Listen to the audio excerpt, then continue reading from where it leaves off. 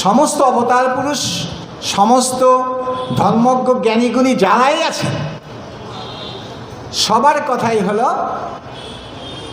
Subjective approval of শ্রুতিশাস্ত্র। বেদ যদি সেটিকে অনুমোদন করে, সেই শাস্ত্রকে বেদ যদি অনুমোদন করে, তাহলে ওটি শাস্ত্র, তা না হলে নয়। কথাটা কিন্তু আপনাদের খেয়াল করতে হবে। যা কিছু বললাম তাই কিন্তু শাস্ত্র হবে না। শাস্ত্রের একটি সংজ্ঞা আছে। আমাদের গ্রন্থের ভিতরে অনেক রকম আছে, কিন্তু শাস্ত্র গ্রন্থ কোনটি এটি আমাদেরকে একটু বেছে নিতে হবে। এটা আমাদেরকে বুঝের জন্য বেছে নিতে হবে। সেটি কোনটি? আপনি দেখবেন যে শাস্ত্রের সংজ্ঞায় বলেছেন যে ইদম কুরু ইদম মা কাটছি, এটি করো ওটি করো না, এটি হলো শাস্ত্রের সংজ্ঞা। আমরা পড়তে যাব। গীতা কেন শাস্ত্রগ্রন্থ বলুন? এখানে বলা আছে এটি করা যাবে না, এটি করা যাবে, বলেছে কি না? এটি যার ভেতরে আছে সেটি শাস্ত্রগ্রন্থ।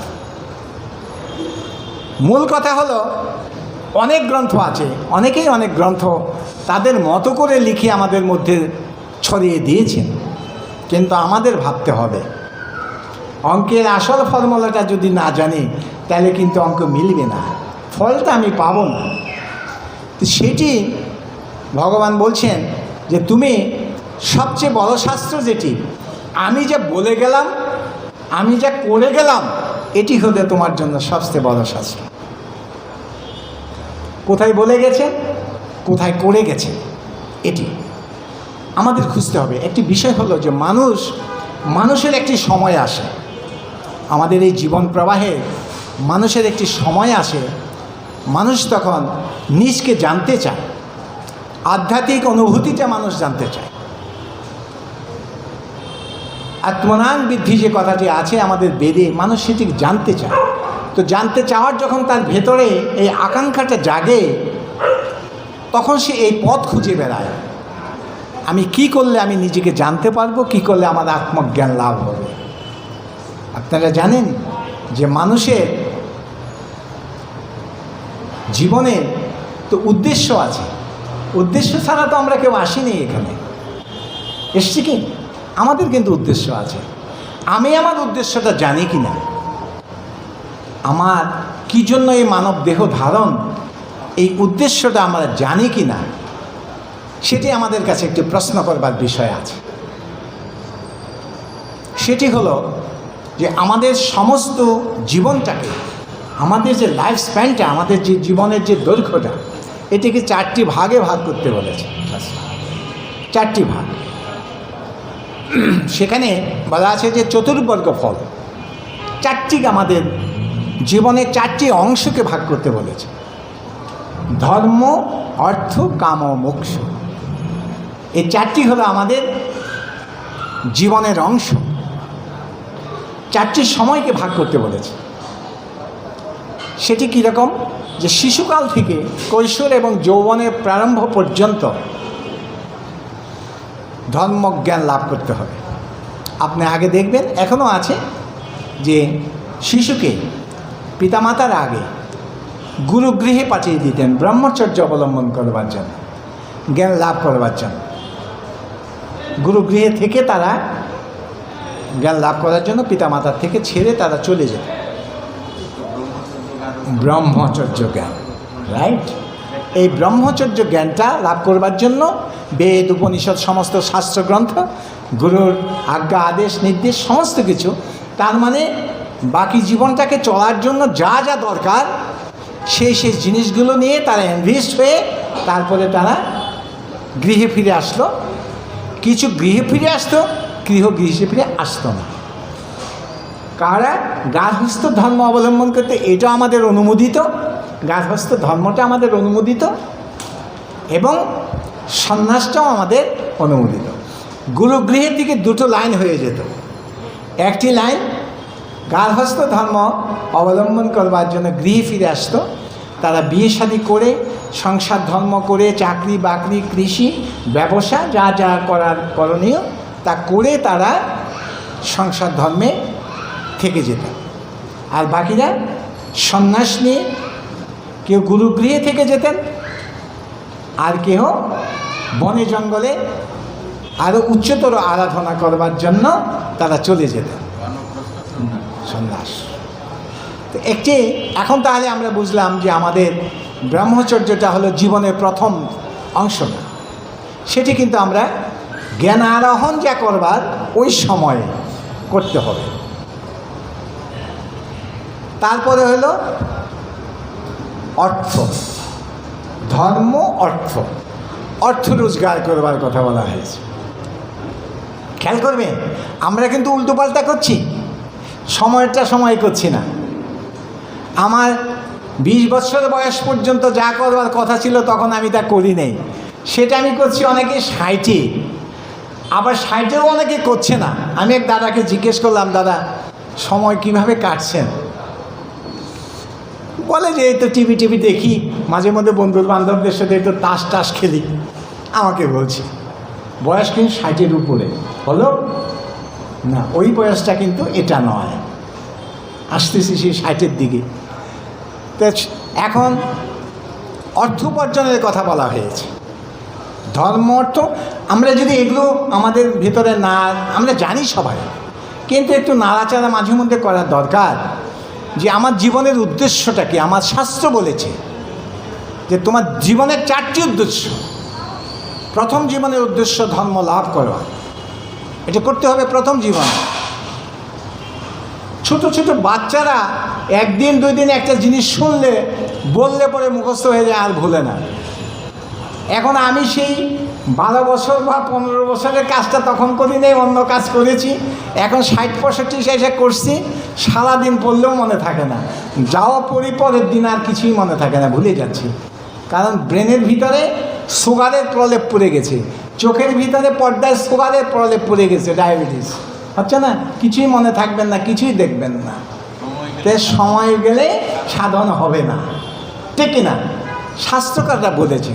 আমার খুব আফসোস হয়, সেটি হলো যে জীবনের প্রথম দিকে এই কথাগুলো শুনবার আমাদের খুব একটা সুযোগ হয়নি, 2-1 ছাড়া। আমরা শুনতে পারিনি এবং শোনানোর মতো কেউ ছিলও বলে আমার মনে হয় না, বা যারাও ছিল সময় দেয়নি, এগুলো শোনার জন্য সময় দেয়নি। কারণ আমাদের একটি স্বভাব হলো যে অনেকেই ওই যে ওরা 26 জনে আজকে গীতার আয়োজন করেছেন, ওদের আবার কিছু বন্ধুবান্ধব হয়তো কোনো হোটেলে আবার অন্য ধরনের আয়োজন ওরা মাঝে মধ্যে করে, হয়তো ওদের আবার একটু টিটকারিও তারা দেবে। তোমরা কিন্তু বাবারা থেমে যেও না, দিবে। তোমরা কিন্তু আসল পথে এসছো, তোমরা এসো আসল পথে, তারা কিন্তু বিভ্রান্তিতে আছে। সুতরাং আমি যে কথাটা আজকে আসবো তোমাদের জন্য, সেটি হলো যে কেন তোমরা সঠিক পথে আছো। গীতা তোমাদের জন্য। আমরা অনেকেই মনে করি যে সারা জীবন গীতা পাঠ করব না, জীবিত অবস্থায় তো করবোই না, মরার সময় কোভিডের ওপরে একটা গীতা দিয়ে দেবে শ্মশান ঘাটে নিয়ে যাওয়ার জন্য। ওই বুকে গীতা ধারণ করবার কোনো প্রয়োজন নেই। ওই গীতার গ্রন্থটাকে নষ্ট করা হচ্ছে, মরা লাশের উপরে দিয়ে অনেকে আমি দেখছি চিতার আগুনে পুড়েও দিচ্ছে। এর মতো পাপ কাজ জানে, ওই গীতাটা কাউকে দিয়ে দিতে হবে, সেই জন্য পড়ে। মৃত ব্যক্তির কোনো পড়ার কোনো সুযোগ নেই, তার পড়ালেখা শেষ, তার বুকে কোনো দিন আপনারা দেবেন না, এটি নিষেধ করা আছে, দিবেন না। বুকের উপরে ধারণ করবার জন্য বলেনি, বুকের ভেতরে ধারণ করবার জন্য বলেছে। কেন? সেটি হলো যে তোমাদের জন্য যা বলবার, সেটি হলো যে ভগবান একটা কথা অর্জুনের মাধ্যমে আমাদের কাছে পৌঁছিয়ে দিয়েছেন, যে সেটি হলো 2টি কাজ একসাথে করা যাবে না। অর্জুন কিন্তু 2টি কাজ একসাথে করতে গেছিল। কথা খেয়াল করতে হবে, কেন তোমাদের জন্য গীতা প্রযোজ্য।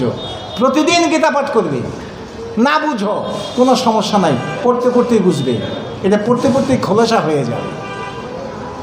এটির একটি ঘটনা আছে যে গীতা বুঝি না, পড়ি না, এরকম অনেকে বলেন যে গীতা বুঝতে পারি না, পড়তে পারি না, উচ্চারণ করতে পারি না। কেন? এখন পদচ্ছেদে গীতা পাওয়া যায়, সন্ধিতে না পড়তে পারেন, বিচ্ছেদে পড়তে পারেন, আপনি পড়েন। বাংলায় আছে, বাংলায় ভাষ্য আছে, বাংলায় অর্থ আছে, আপনি কেন পড়তে পারবেন না? আপনি পড়তে পারবেন। আমি গীতা পড়া আমার না পড়ার একটি কথা, একটি গল্প, ঘটনা, গল্প নয়, ঘটনা আমি আপনাদের কাছে বলি।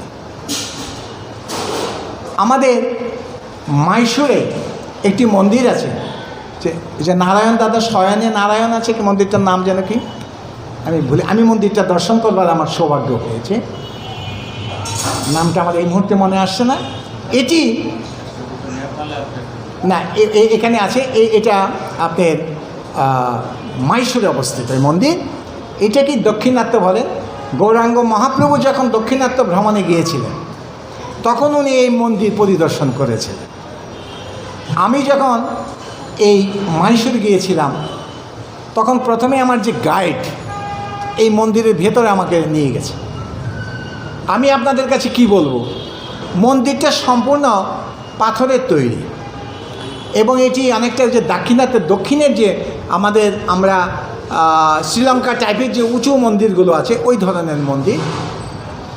এই মন্দিরের ভেতরে ঢোকার পরেই আমার জীবনে একটা চেঞ্জ লাগলো, একটা মনটা যেন কীরকম একটু হয়ে গেল, শরীরটা যেন একটা শীতল ভাব এসে গেল, ওর ভিতরে স্থির হয়ে গেল। আমার মনে হয় মন্দিরের ভেতরে এরকম কিছু আছে। পরে আমি জানতে পারলাম যে এই মন্দিরটা গৌরাঙ্গ মহাপ্রভু উনি পরিদর্শন করেছে। উনি যখন ওই মন্দিরে যান তখন উনি জানতে পারলেন যেখানে একজন যুধিষ্ঠির চক্রবর্তী নামে একজন ব্রাহ্মণ আছেন, তিনি প্রতিনিয়ত বসে বসে গীতা পাঠ করেন।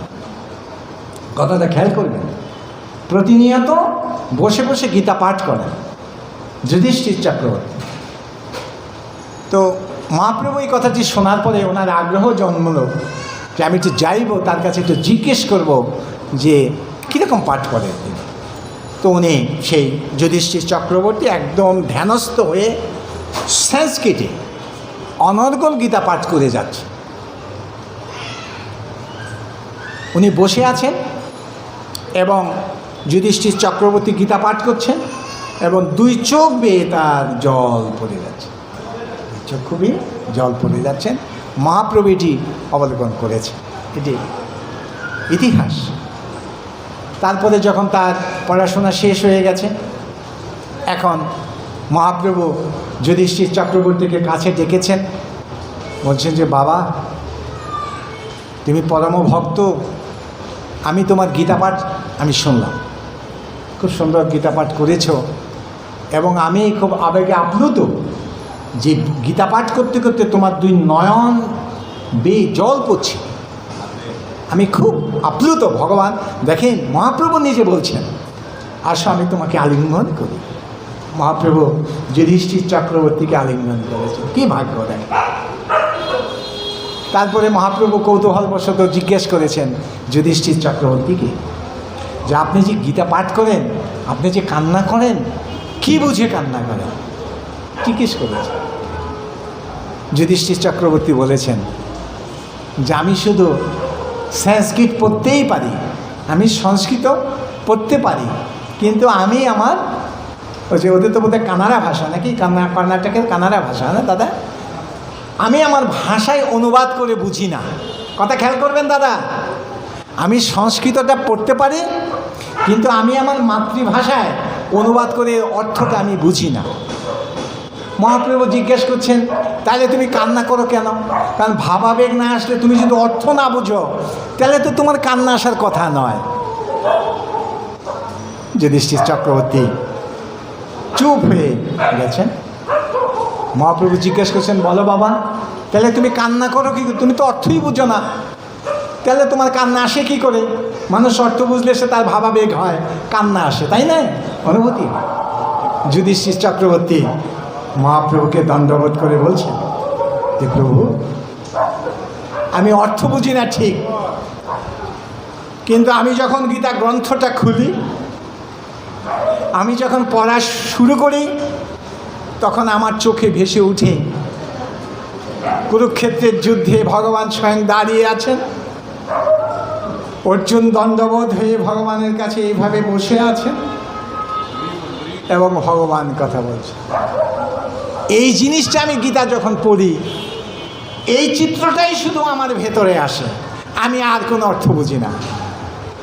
চৈতন্য মহাপ্রভু যুধিষ্ঠির চক্রবর্তীকে আবার পাজা খুলে ধরেছেন যে তুমিই প্রকৃত ভাগবত গীতার পাঠক। তুমি প্রকৃত পুরুষ।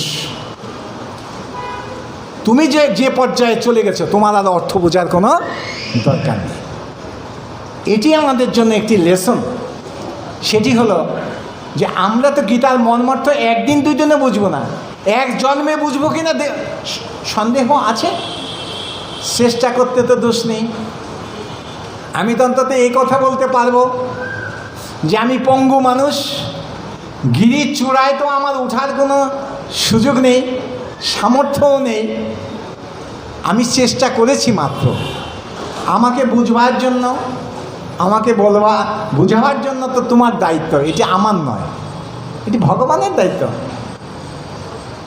ভগবান যদি কৃপা পরবশ না হয়ে গীতা বা অন্য শাস্ত্র যদি আপনাকে বুঝবার শক্তি না দেন, এটি আপনার বুঝবার কোনো সুযোগ নেই। আমি আমার একটি কথা আপনাদেরকে বলি।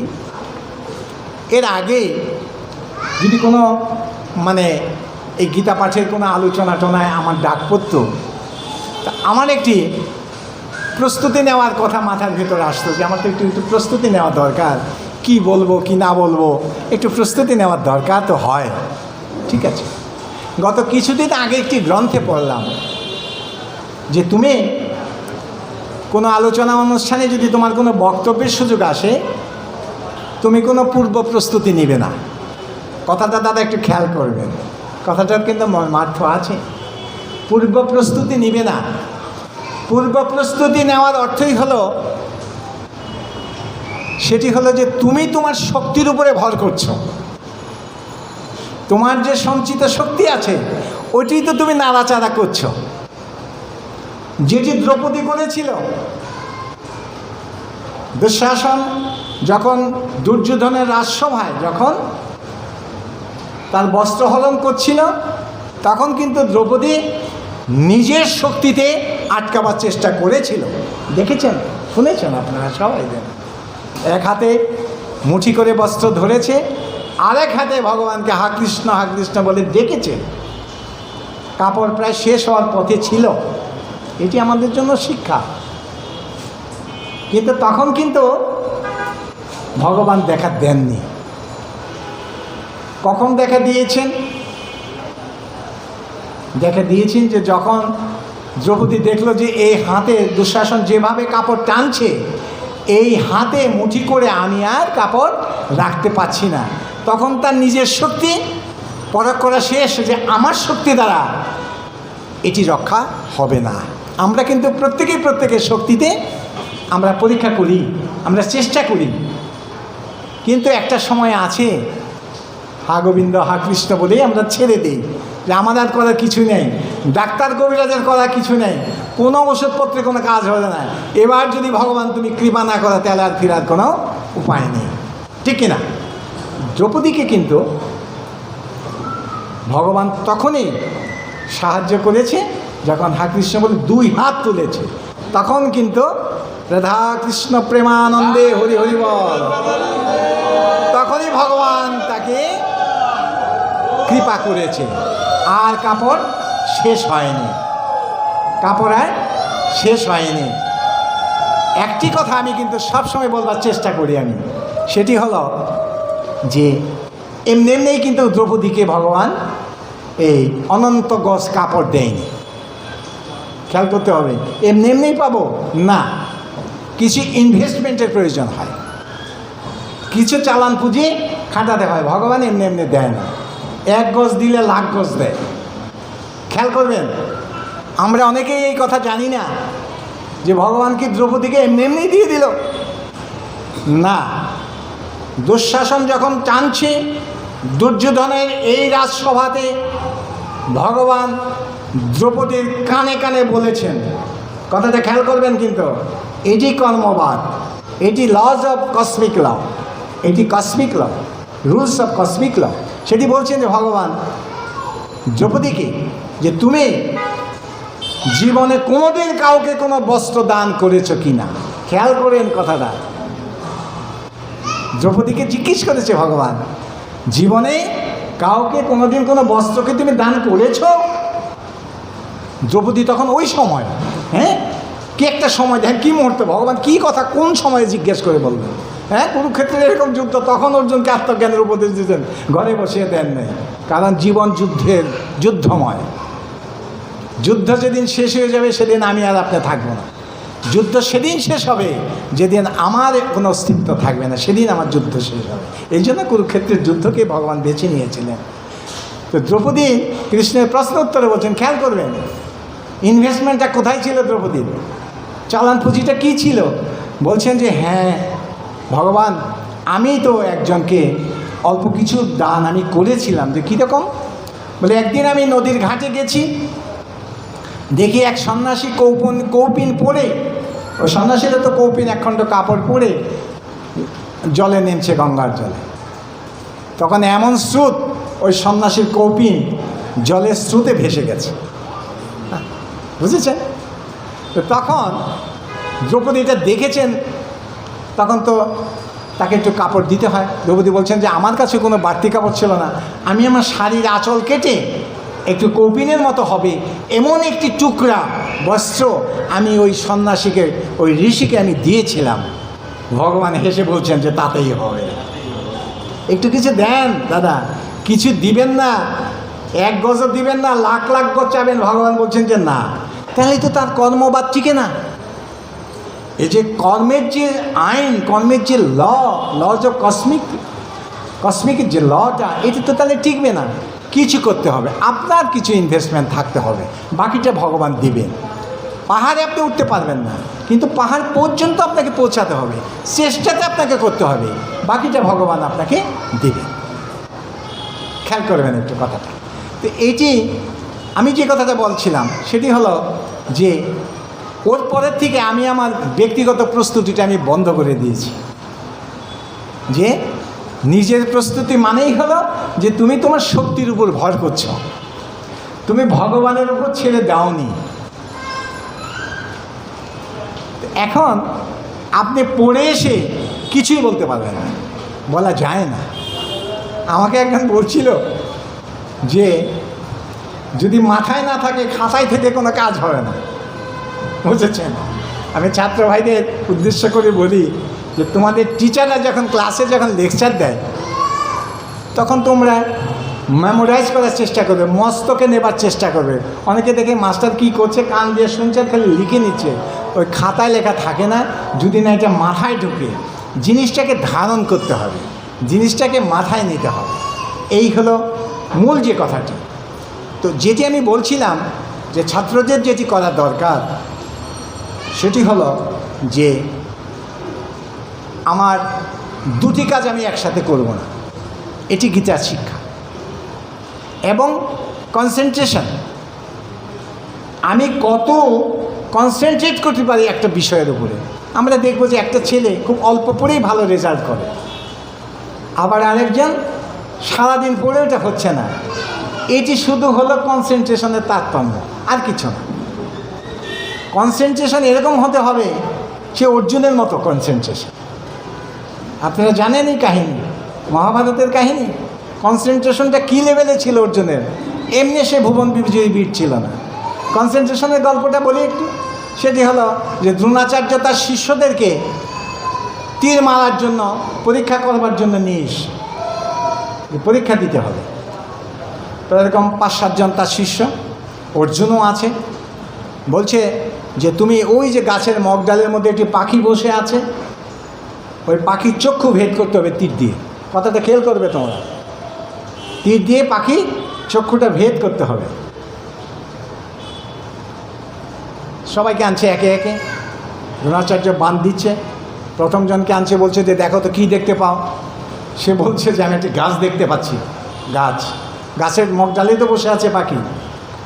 দ্রোণাচার্য বলছে যে না, তোমাকে দিয়ে হবে না, সরো। আরেকজনকে এনেছে, বলছে যে তুমি কি দেখতে পাচ্ছ? বলছে যে আমি গাছের ডাল দেখতে পাচ্ছি।